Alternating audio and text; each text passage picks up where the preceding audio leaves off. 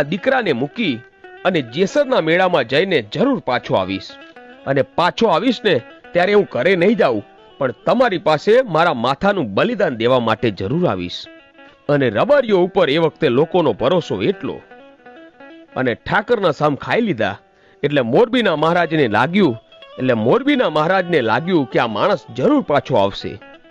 અને પછી તો કહેવાય છે કે પુનિયા મામા દીકરાને લઈને એ એમની ધર્મની માનેલી બેનને પાછો આપે. અને જેસરના મેળામાં ગયા અને જેસરનો મેળો ફરી અને પાછા આવીને મોરબીના મહારાજને કહ્યું કે લો, હવે ઉતારી લો મારું માથું. અને પછી બ્રાહ્મણોને બોલાવ્યા, વિધિ થઈ અને માથું કપાણું અને જમીનને બલિદાન અપાણું. અને એ પુનિયા મામાએ પોતાના લીલા માથાનું બલિદાન કરી દીધું. અને એ વખતે કહેવાય છે કે ત્યાં મચ્છુમાં પ્રગટ થયા.